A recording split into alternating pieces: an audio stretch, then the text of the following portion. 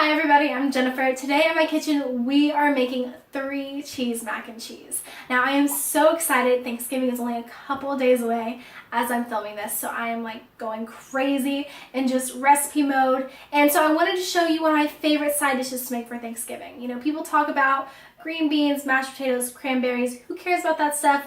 We are talking mac and cheese. I'm going to show you my favorite way to make it. It's really easy. I think you guys are going to love it. So let's get started. Now for the pasta for this recipe, I have to go with the classic elbows. That's what I normally use for my macaroni and cheese, but you can go with whatever you want. If you want to use penne, rigatoni, use whatever you have in the kitchen, but I am going with elbows. The first thing we're going to do is cook our pasta. So I've got a big pot of water and I brought it to a boil. Now I'm going to add some salt. Now we're going to add our elbows. And we're going to cook the elbows for 1 minute short of al dente, and that's going to take about 7 minutes. I just drained our pasta and put it back in the same pot, and now we are ready to make the cheese sauce. The ingredients you'll need for the cheese sauce are some unsalted butter, all-purpose flour, milk, I'm using 2%, but you could also use whole milk, a splash of heavy cream, but you can omit this if you're using the whole milk, lots of cheese. Now I'm using cheddar cheese, mozzarella cheese, and Parmesan cheese, kosher salt, and freshly ground black pepper. To start with the cheese sauce, we're going to melt our butter. Now that our butter is melted, we can add our flour. And we're just going to cook this over medium heat, and we're going to cook the flour out, and that's going to take just a couple minutes. This is all a roux is, it's just flour and fat. Now that our roux is nice and lightly golden, we're going to whisk in our milk. So I'm going to whisk this in while I'm stirring. Just keep whisking to make sure that there's no lumps. Now that we know that there's no lumps, we're going to add the rest of our milk. And we're going to bring this to a simmer over medium heat. Now our sauce is bubbling, and as you can see, it thickened up a little bit, and that is all thanks to our roux. Now we're going to add our salt, some pepper. We're also going to lower the heat down a little bit. Now I'm going to add my cheese. Going to whisk this all together and melt all that cheese into the sauce.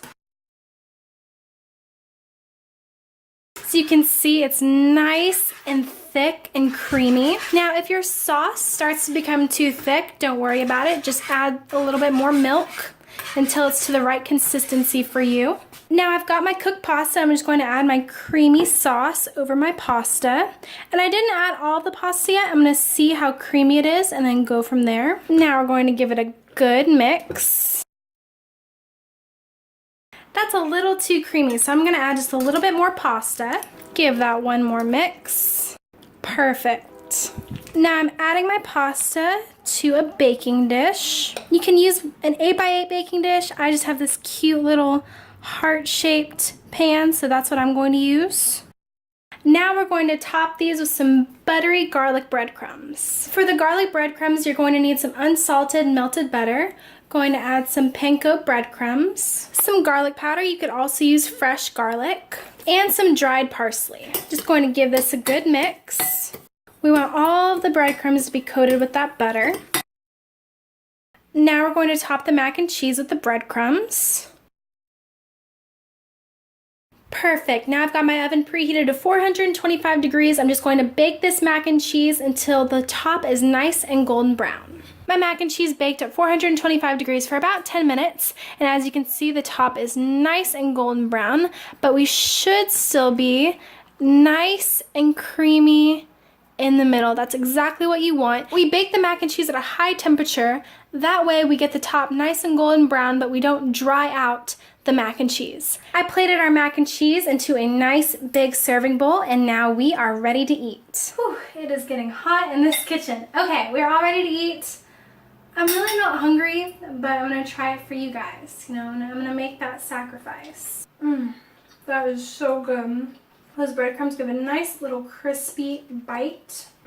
It's still creamy because we didn't bake it for very long. You can find the ingredient quantities, recipe instructions, all that good stuff on my website, engenskitchen.wordpress.com, but you can now also find it on my friend Katarina's website, ournewmonarch.com. That's where I'll be posting recipes every week. I hope you guys check out her website. It's really great. Thank you guys for spending time with me, and I'll see you next time.